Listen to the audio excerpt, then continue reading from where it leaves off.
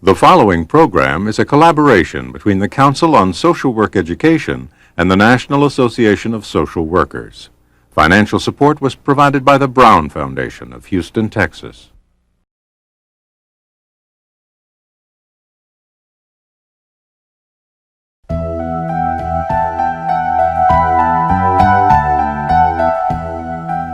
From the dawn of civilization, the plight of the poor, the plight of the needy, has haunted every culture in every generation.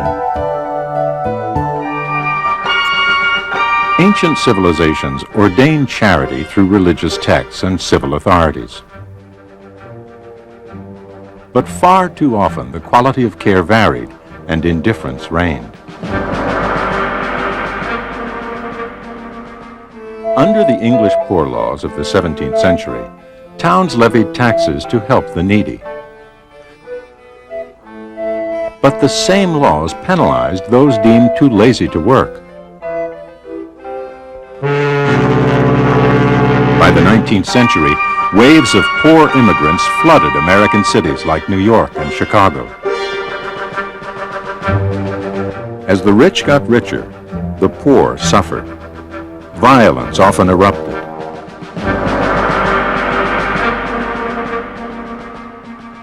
Volunteer workers were overwhelmed and underprepared. It was time for a change.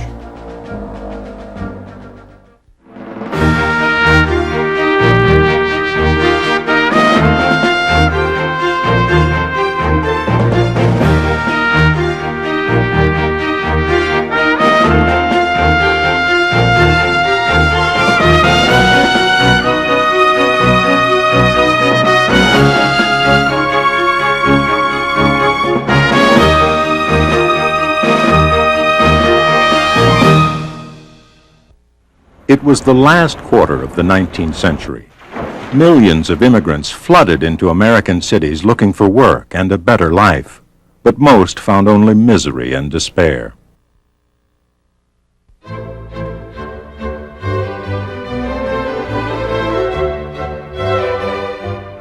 One person concerned about the human suffering was Jane Addams, the daughter of a wealthy Quaker family in Illinois. Her parents had taught her to be useful in society, but her opportunities seemed limited. Jane Addams is growing up in a society that has fairly prescribed notions of what women should do, particularly educated women. She doesn't want to become a sort of stereotypical woman, and she talked about trying to bridge the gap between the social classes through personal example. As her friends were settling into motherhood or careers, Addams set off to tour Europe.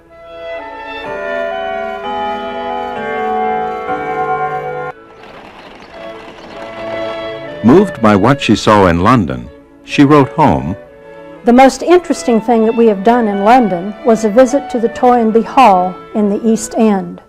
It is a community of university men who live there, have their recreation, clubs, and society all among the poor people, yet in the same style they would live in their own circle.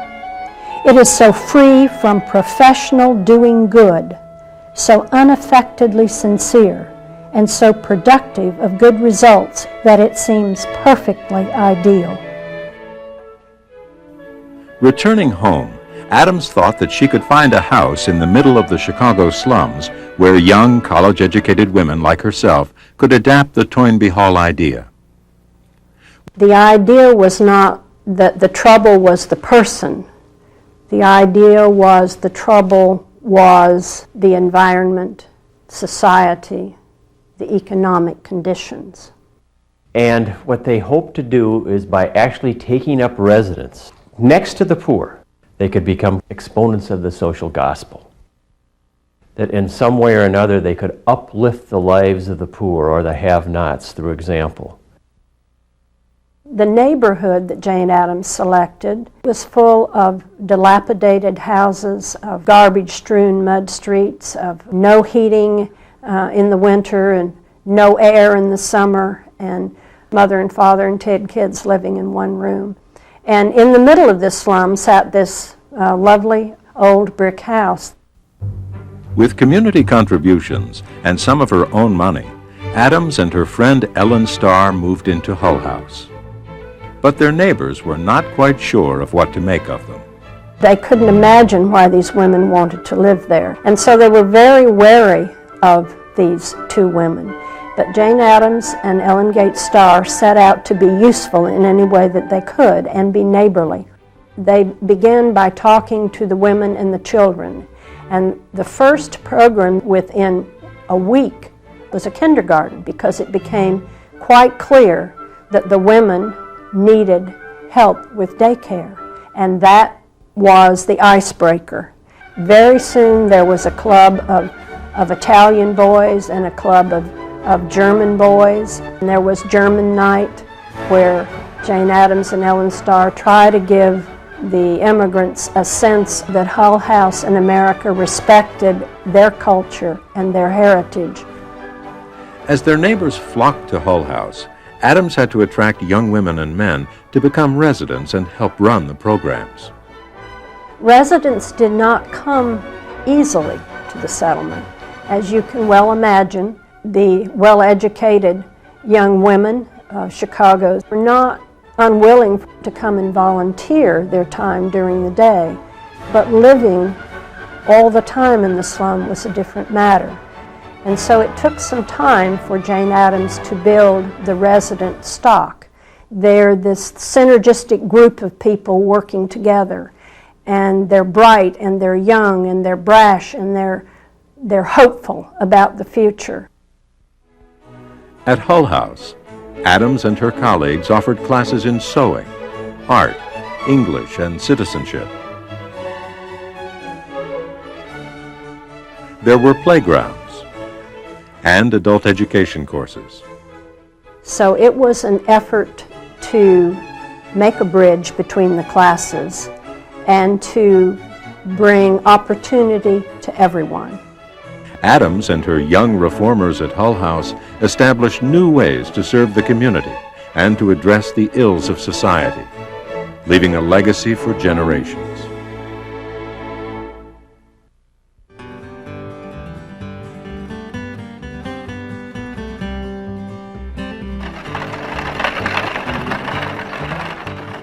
The working port of Baltimore was a stark contrast to the genteel comforts of Jane Addams's childhood. Near its waterfront, an orphan named Mary Richmond grew up in one of its working-class neighborhoods. Mary Richmond's early life was both sad and interesting. Her mother died when she was 4 of tuberculosis, and she was taken to live with her grandmother in a kind of a ramshackle boarding house on the wrong side of town. Far from gloomy and depressing, life at the boarding house illuminated Richmond's world. Her grandmother read the political news and the economic news, and she would raise this stuff at the dinner table. Social issues of the time were hotly debated and fought, and Richmond got to put her 2 cents worth in, and it was a respected 2 cents worth. So early on, she was really trained to think critically and analytically. She graduated from high school at 16, but with college out of the question, factory work was her only option. Can you imagine this brilliant, brilliant girl who loved to write, loved to read, loved her books, loved school, wanted to be a teacher, but couldn't because she didn't have any political connections, going to work in a factory? Richmond managed to find office work, but cruel working and living conditions ruined her health. Eventually, with the help of friends, she found a job at the Baltimore Charity Organization Society. The idea behind the charity organization societies was trying to coordinate a variety of private relief activities that had been going on in urban America. So, and here she's about 28 years old. And what she's noticing is that there doesn't seem to be any system or any rhythm to their work. She says if they get a good solution, they just blunder into it. There has to be a better way. And remember, the Charity Organization Society is part of the idea of scientific charity. So let's apply scientific principles. Let's gather data. Let's form hypotheses. Let's see what works. This was the beginning of professional casework. Richmond had found her calling. So she wrote a paper that she presented at the National Conference of Charity and Correction talking about the need for a training school. And by 1898, we have the first summer school, the first training at the New York School at Columbia University. Here was Richmond, with no college degree, teaching, presenting papers around the country, and gathering data on the causes behind society's ills. Her work led to an appointment at the prestigious Russell Sage Foundation in New York, where she completed her influential book, Social Diagnosis. Social Diagnosis was an important textbook. It had forms that could be used to try to assess the circumstances that people were living in that needed aid and assistance. This is the beginning, really, of what I would call scientific social casework. And that's what's so important about the legacy of the Charity Organization Society in Mary Richmond. In my mind, the major contribution Mary Richmond made to social work was to explain very carefully that you have to have an understanding of the individual circumstances of people. You have to do good casework because that's the basis on which social reform rests. She saw social work as an integrated process of casework and social reform, a seamless garment. America's bustling industrial cities drew not only European immigrants, but African Americans fleeing the poverty of the rural South. Unlike their white counterparts, black workers had to contend with segregation. When the migration north began, African Americans who were already in the north, some of them social workers, were concerned about helping African Americans fit into society instead of helping society accommodate other people. While the settlement house movement did acknowledge the existence of an African American population, the settlement movement focused on immigrants. The African American community was virtually invisible. When they were visible, they were relegated to at least secondary status. African Americans needed social services, but few blacks could get the necessary professional training. We're talking about formal education. For the most part, social work education was largely white and upper middle class or upper class individuals. African American social work and social welfare developed parallel to what was going on in the majority culture. African American students were trained to work in African American settlement houses, and that was accepted as the normal practice.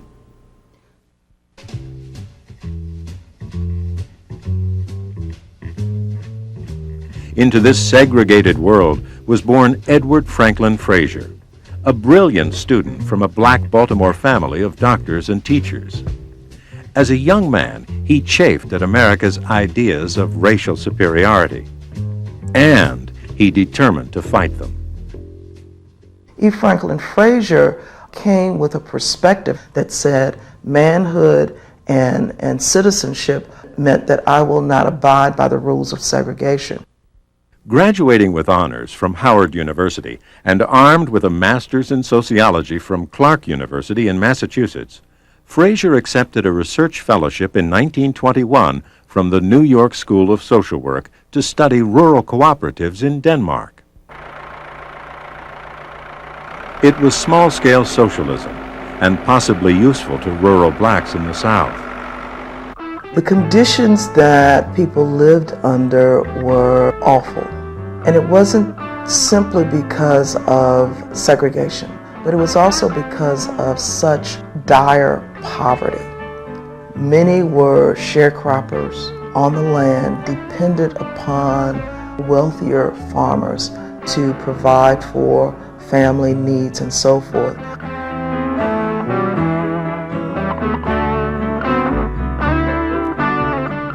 For blacks in the 20s, the American South was the place to flee, a place of rising Klan membership, lynchings, and grinding black poverty.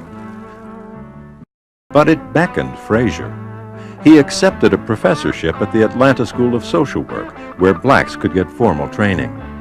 Within a year, he became its director. He had this idealistic belief that there was a readiness for change, that social work had kind of planted inside of him that this was possible. So let me go and practice and make this possible. He wanted the School of Social Work in Atlanta to be a beacon and a model that people could be proud of. He did well in terms of promoting the school, getting it up and running. Dr. Frazier accomplished so much in the short time he lived because he worked day and night, and he didn't have time to socialize. And I think maybe sometimes he resented it because he suddenly spoke about it quite often, that the fact that people were not working hard. Traveling across the South to recruit students and encourage support for the school, Frazier refused to accept segregation. He would go to meetings and refuse to stay and say to people, I told you I will not sit in a segregated meeting with you, and he would walk out. Well, in that time, that was like the worst thing for somebody to do. The entire history of the Negro in the United States has been to create in the Negro a feeling of racial inferiority. Segregation was established which stigmatized the Negro as unfit for human association, morally degenerate, and intellectually incapable of being educated. Criticized for being too militant, he was forced to resign from the school he had nurtured.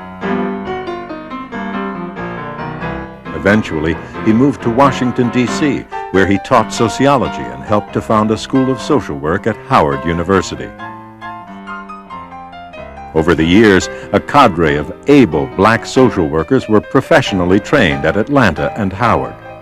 These schools stand today as a fitting legacy to the man and the profession he fostered. Once I built the railroad, I made it run. I made it race against time. Once I built a railroad, now it's done. Brother, can you spare a dime? As the Great Depression gripped the nation, the fledgling profession of social work faced its greatest challenge. I see 1/3 of a nation ill-housed, ill-clad, ill-nourished. I don't know what would have happened if we hadn't elected Roosevelt president, because he inspired us again with the feeling that somebody was doing something about it. And he overcame this business that the government should not intervene. The government should intervene. It was the government's responsibility that people should not die of hunger. President Franklin Roosevelt promised Americans a New Deal, and for the first time brought in professionally educated social workers to fulfill the promise. 3 stood out: Frances Perkins, Secretary of Labor; Jane Hoey, Director of the Federal Bureau of Public Assistance; and Harry Hopkins.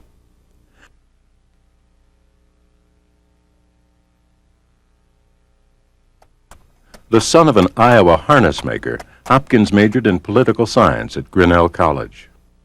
Grinnell College was one of the Middle Western bastions of the social gospel movement, which believed that persons had a religious obligation to help their fellow man.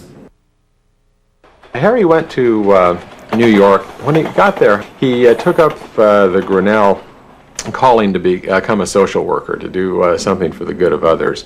And he found urban poverty of a scale and of an impenetrable quality that he had not been accustomed to in the Middle West.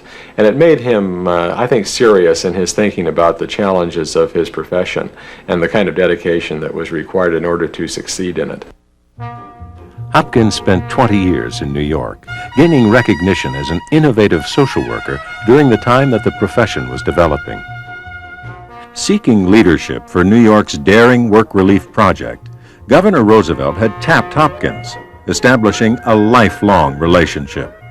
Persons who observed the scene, however, in 1933, saw in Hopkins those qualities which were going to distinguish him later on. This nation is asking for action, and action now. As director of the new independent Federal Emergency Relief Administration, the FERA, Hopkins went right to work. President Roosevelt has given me the job of administering the $500 million appropriated by Congress under the Emergency Relief Act of 1933 to help care for the 18 million persons whom the Depression has plunged from self-support to public dependency. On Capitol Hill, critics attacked Hopkins' relief program, calling it a quick fix and a poor investment in the long run. Hopkins responded, "People don't eat in the long run, Senator. They eat every day." First couple of weeks he was there, he stayed with me in a little apartment that I had, and we had a lot of fun together. And he made this remark that I quoted to you that I've never forgotten. "Bob, I'm going to do exactly as I please, and I probably won't last more than 6 months." I think that Roosevelt saw Hopkins' energy, imagination, his willingness to take risks, his willingness to stand up to powerful politicians. On the question of a work program as against direct relief, it is my conviction, and one of the strongest convictions I hold, that the federal government should never return to a direct relief program. We should reach a concept in America where the able-bodied unemployed are entitled to a job as a matter of right. The Works Progress Administration was launched late in 1935 as the key agency in the federal work program to employ able people from relief roles. By 1935, Hopkins was overseeing the largest federally funded work program the nation had ever known. Hopkins insisted on doing all he could for the little guy who was out of work. In fact, he made it a point to say, "You're jumping all over me because I've spent all this money on relief. If I deserve any criticism, words to this effect, it is that I didn't do enough when I had the chance." This Social Security measure gives at least some protection to 30 million of our citizens who will reap direct benefits through unemployment compensation, through old age pensions, and through increased services for the protection of children and the prevention of ill health. With the help of Harry Hopkins and Labor Secretary Francis Perkins, President Roosevelt put the Social Security Act of 1935 into effect. New Deal economist Wilbur Cohen remembers. In my opinion, the Social Security Act, whatever its limitations are, was the most important long-range change in social policy in the United States of that period. But to run these programs, men and women trained in social work and committed to social justice had to be accepted in Washington. It was a battle to get the notion accepted that trained people who'd been selected for this particular work were the best people to work in public welfare, to work with poor folks.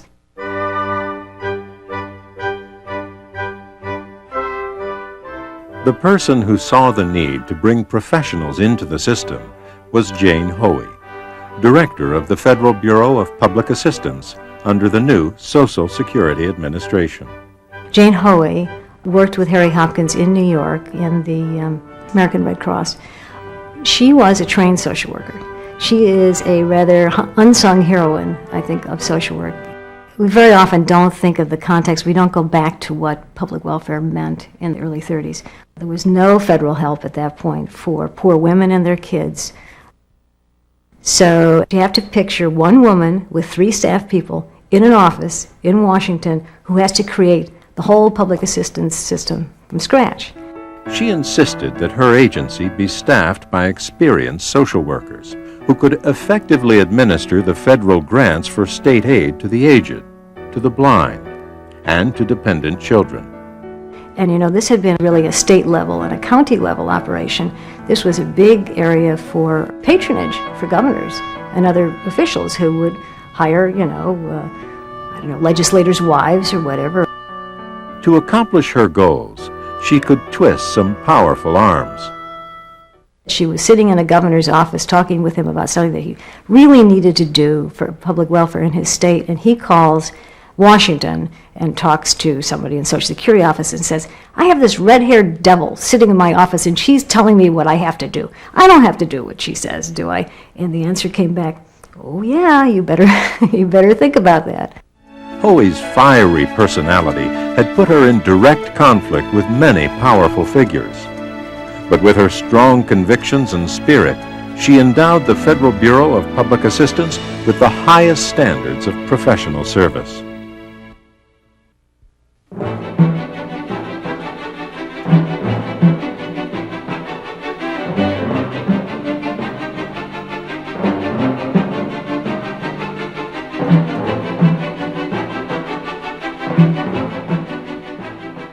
In Frances Perkins' early years, American workers, men, women, and children, sweated 70 hours a week under unclean, unsafe, unsanitary conditions. The men working in the steel mills, there before the blazing hot blast furnaces, an 11-hour day or two, just incredible. And often this would be a 7-day week. And the unions didn't amount to anything. If you look at factories, women were basically locked in from 7 in the morning till 8 o'clock at night, women and children. They couldn't go to the toilet when they needed to. You saw with women who sewed that they might lose a finger. If you were sick, you were probably fired because there were people who had a baby and would be at work a day later. You know, I mean, that's what you did if you wanted to eat. One of those who had seen these horrors was former Hull House social worker Frances Perkins. As the New York State Industrial Commissioner under Governor Roosevelt, Perkins had witnessed the Triangle Shirtwaist Fire in New York City. She determined that such a tragedy would never occur again. When Roosevelt moved to the White House, he appointed Perkins to be his Secretary of Labor, the first woman cabinet member in American history. I imagine this was not an easy appointment for Roosevelt to make, and one of the problems, I guess, that Perkins faced is that she was not coming out of organized labor, and she was a woman. There's a famous picture of Roosevelt signing the Social Security Act, and there are a whole lot of men behind, and there's one woman with a little round hat, looking very serious, and is the only woman in the picture. Everyone seemed uneasy with the Perkins appointment, even Perkins herself, who was apprehensive and on guard at the first official cabinet meeting. Some of her colleagues seemed unsure that she could speak. All men and women in the United States who want to see labor take its proper place in American life will earnestly hope and desire that this may be an effective conference to settle all of the difficulties between these two great branches on a practical and permanent basis. It was a very exciting time. It was a time of crisis where you had a president who was really going to try to make changes. You were going to be part of planning the changes. A government with a soul. But a government with a soul would be expensive, and fundamental changes would be difficult to sell to Congress. Perkins pushed for laws against child labor and for fair labor practices, reasonable hours, and safe working conditions. But struggling industries depended upon cheap labor. Senator John McClellan made the Southern argument. What profiteth the laborer of the South if he gain the enactment of a wage and hour law, 40 cents per hour and 40 hours per week, if he then lose the opportunity to work? Perkins presented her arguments over the public airwaves, saying that the prosperity of everyone in the country depends upon the ability of the common man to support himself. After a contentious floor fight, the Fair Labor Standards Act was passed in 1938. Americans got the 40-hour work week, the minimum wage, safe factory conditions, and laws to protect children from industrial exploitation. With social work colleagues Harry Hopkins and Jane Hoey, Frances Perkins had moved the profession to center stage. and the federal government accepted its responsibility for the nation's social welfare. A commitment that was to last for nearly 50 years.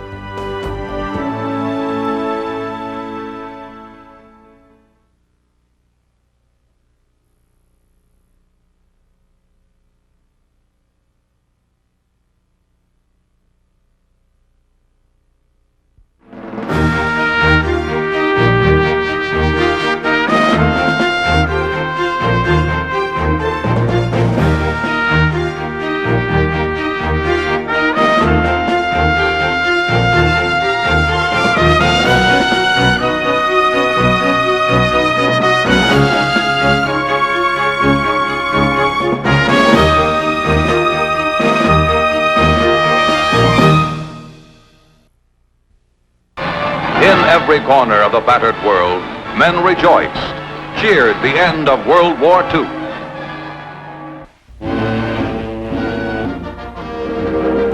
The war was over, and American soldiers and sailors couldn't get home soon enough. There were families waiting, and the greatest military machine in history melted as we laid aside our arms.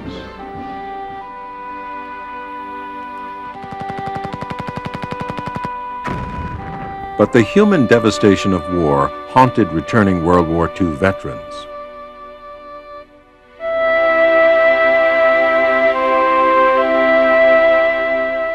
They were buddies, and they came back with limbs missing, blinded, serious wounds, paraplegics, quadriplegics. There's a sense of guilt, too, about being back. I mean, I lost a lot of friends, and I was a lucky one. Before the war, Del Anderson had worked with youth in a Cleveland settlement house. But the war set him on a new course. I felt that I had a responsibility to these buddies of mine who had come out of the war, wounded, disabled, and felt that you had to be part of that program to help them rehabilitate, be restored, and use the remaining capacities they had to live as useful a life and as full a life as they could. Anderson was drawn to the Veterans Administration, where a grateful nation provided services to those who had served, and where he felt a personal bond. Here's a person who's lost a leg, or lost an arm, or he's blind, and this is a very traumatic, humiliating experience. So he came with a psychological overlay on a physical handicap.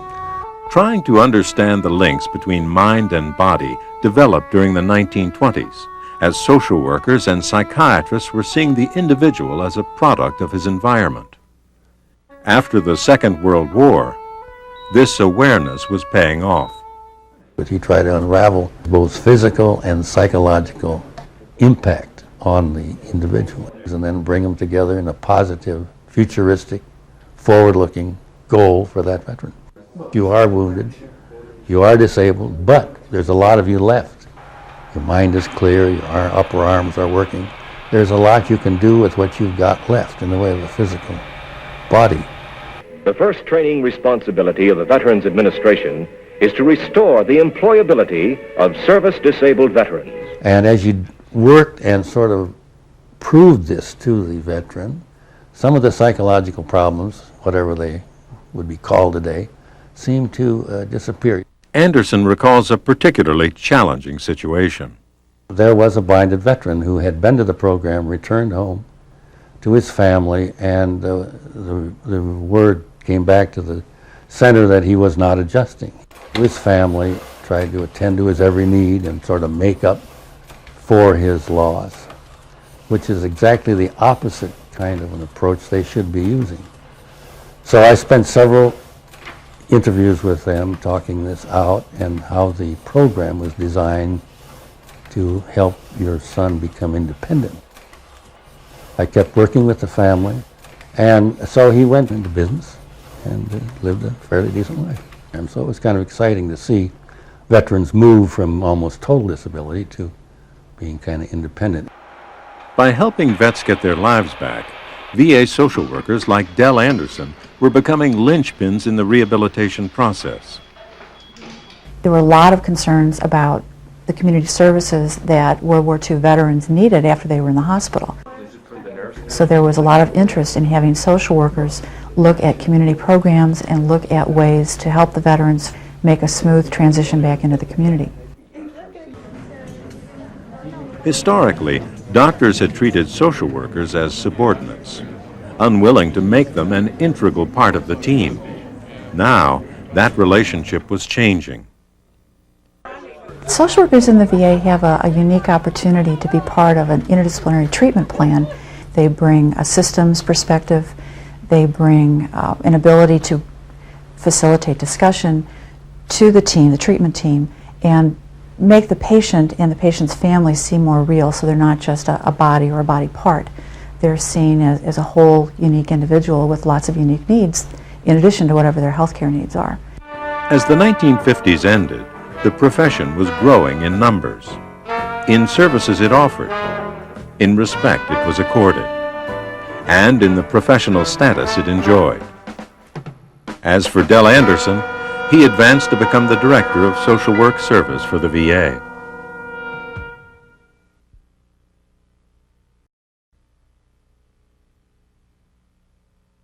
Whitney Young was another World War II veteran drawn to social work.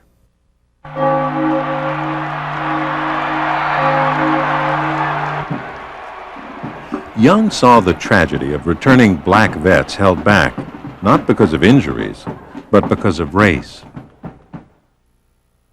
He had grown up on the grounds of a boarding school in Shelby County, Kentucky. The Lincoln Institute was a segregated vocational school. His father, a teacher and chief administrator at the school, fought for a better education for his students and for his children. Whitney Young grew up in a very middle-class background where education and opportunity were promoted. When World War II came, Young joined the Army. As a non-commissioned officer in Europe, he faced the challenge of having to mediate between his men, an all-black unit, and their white officers. Now make sure your thumb is alongside your hand, because if it's out here, they may misconstrue it. Then cut the hand sharply to the side. Don't let it drop down like a dead fish. While in the Army, he honed his negotiating skills. Whitney Young never saw himself as someone who couldn't make things happen.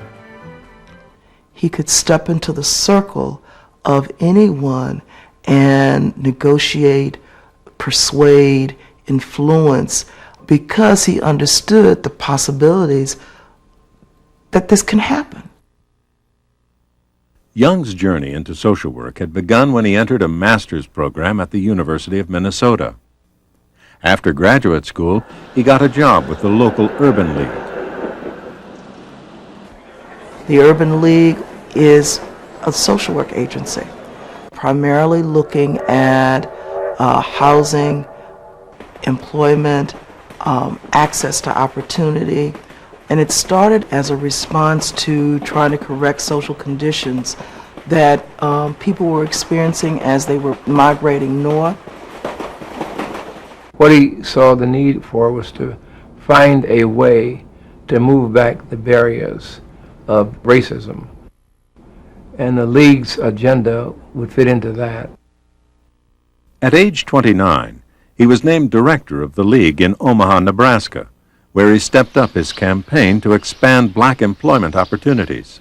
We were saying to employers, look, if you rule out a whole segment of the labor force on the basis of color, you're missing great opportunity in America. And we were saying to our young people, plan and prepare. If you don't plan and prepare, and there are opportunities, you won't be able to move into them. In 1954, Young was recruited to serve as dean at the school that E. Franklin Frazier had led. But in 1959, he received a call from the National Urban League, a call he wanted and welcomed. It was clear that Whitney was the heir apparent, and he just had a natural understanding of human nature. He also understood the need to bring blacks and whites together, government together, corporate American labor together, that we all had to be in this together. And he did not allow this to become a problem of black folks, but it was a problem of America. I am Whitney Young, Executive Director of the National Urban League. The Urban League believes that every American should have an equal chance for a good education, a good job, a decent house, and a healthy life. Young spurred the League to become a part of the growing civil rights movement. He also called upon white America to cast off its stereotypes and prejudices.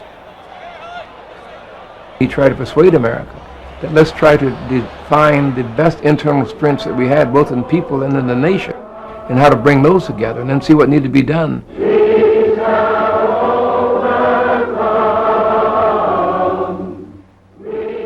While Martin Luther King was a good and wonderful personal friend, the best speech at the March on Washington was given by Whitney Young. The evils of the past and the guilt about it cannot be erased by a one-day pilgrimage, however magnificent. Nor can this pilgrimage substitute for an obligation to tomorrow. And so this march must go beyond this historic moment. Young was able to get everyone's attention.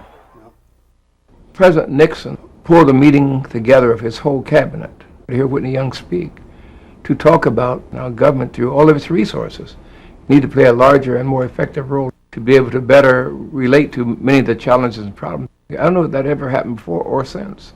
Whitney Young had that kind of influence. At the height of his career, his alma mater honored him. Classmate Del Anderson remembers. Whitney Young gave the main address. He included a little story about how he almost didn't make it through the University of Minnesota Graduate School of Social Work because of some of the faculty members thought he lacked communication skills. And then he said, "Last week in the Oval Office, talking with President Johnson, I had no problem with my communicative skills." In March 1971, his busy schedule took him to Nigeria for a conference of the African American Institute. I remember Jesse Jackson was down there with him. A former Attorney General, Ramsey Clark, was there, and his wife was also there, and a number of people were down on an international conference. And Whitney drowned. He was out swimming one day with a bunch of people. I know that Ramsey Clark happened to be there with him. And so I was asked by the Urban League to go down to represent them together with one of the board members and the president sent us a private plane to go bring Whitney Young's body back. And that was indeed tremendously sad.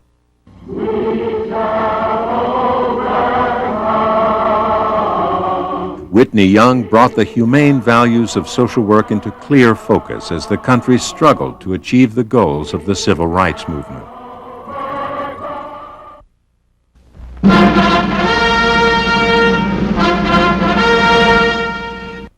Let the word go forth from this time and place to friend and foe alike that the torch has been passed to a new generation of Americans. As the 1960s began, the federal government stepped up its efforts to extend the promises of the New Deal. I recommended new efforts in employment, housing, education, recreation, and community service. President Kennedy's successor, Lyndon Johnson, declared a war on poverty. This nation is mighty enough. Its society is healthy enough. Its people are strong enough to pursue our goals in the rest of the world while still building a great society here at home. With the war on poverty, the federal role in effecting social reform increased as never before. The poor received the promise of Medicaid, food stamps, and subsidized housing. And there were a number of programs that came about during the 60s, from Head Start and Job Corps, and I always thought that these were programs that neighborhood and community people could access. But the war on poverty faltered.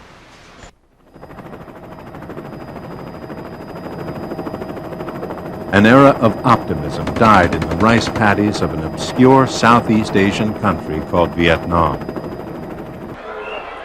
The nation's confidence in Washington's ability to solve social problems was shaken. In the past 8 years, 3 million more people have been added to the welfare rolls. We cannot simply ignore the failures of welfare or expect them to go away. I therefore propose that we abolish the present welfare system. We have Richard Milhouse Nixon in the White House trying to put an anti-welfare law. So-called We want peace! We want peace!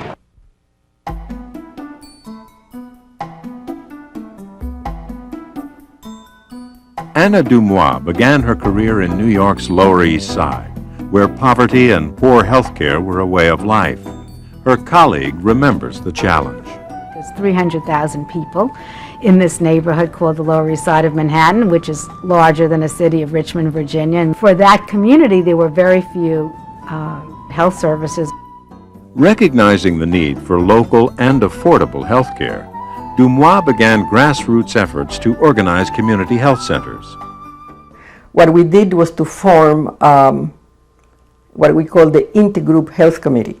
And the majority of them were people who were receiving supplementary assistance from welfare. As they campaigned for their neighborhood health centers, Dumois and her committee faced some old barriers. And what was the resistance in the 60s? Physicians were very, very resistant to patients having any say in the decisions that affected them. The role of the social workers was to help the community people understand not just that they had the right now under the law to participate, that these hospitals could not develop these neighborhood health centers without their participation. If you are owned by the hospital, they dictate to you what you do, what you don't do, whom can you see, whom you don't see. When the neighborhood owns the center, they are the ones who set up the priorities as to which are the programs that are more important. Is it pediatrics, or is it adult care, or is it AIDS? In her battle for community health care, Dumois was tenacious. One of the problems is that everybody wants a quick fix. Everybody believes that you have to have a program today and resolve it tomorrow. I mean, that is not going to happen that way. It's going to take a long time. The whole view of that the poor are apathetic or don't care about their health and won't go for care was totally disabused when you saw the outcomes. Services were there and people came. And we were there to organize a series of health initiatives. And my mentor, Anna Dumois, organized the first federally funded neighborhood health center controlled by the community in the country. At the close of the 20th century, large federal initiatives had ended. It was now up to social workers like Anna Dumois to help local communities develop their own programs and services.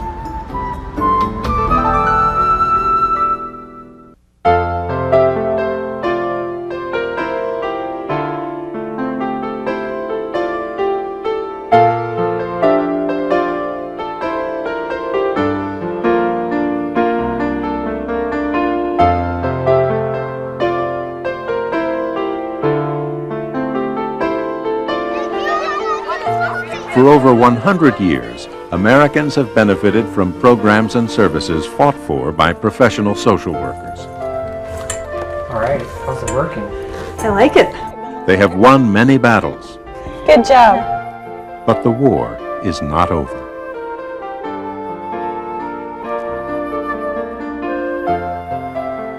Basically, the one profession which was founded for the purpose of social change and justice was social work. Jane Addams did not create a profession to provide band-aids. She created a profession to help immigrants, to help poor people, and to promote social change. I think our welfare system has really failed the people that it was designed to serve. I think that if we had used many of Richmond's ideas, we would have a welfare system that lifted people out of poverty because people could get what they needed to lift themselves out of poverty. They could get the education that they needed. They could get, if they needed a lot of health care, they could get the health care. If they needed babysitting, if they needed transportation, they could get those things which would help them join the ranks of workers and work their way up the ladder and be a part of the American dream. As we've come into the new century, I see a growing income gap, which is deeply troubling, and also the erosion of a safety net. Social Security's in trouble. It's difficult getting Social Security disability.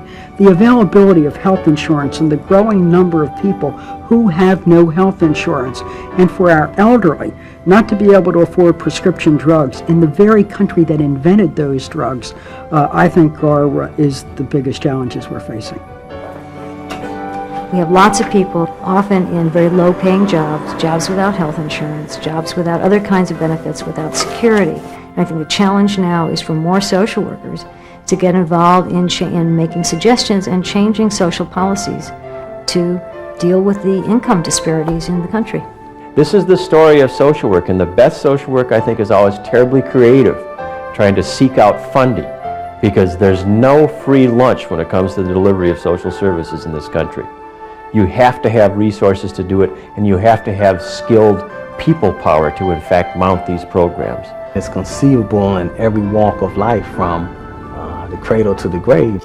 There is the possibility that a social worker can be involved in your life, and oftentimes people associate the social work profession with those who are, quote, the have-nots, but more and more people who are the haves are finding that they can utilize the services of social workers. We have to work harder. We have to be more convincing. We have to empower and strengthen our people, and we have to do it with more diligence.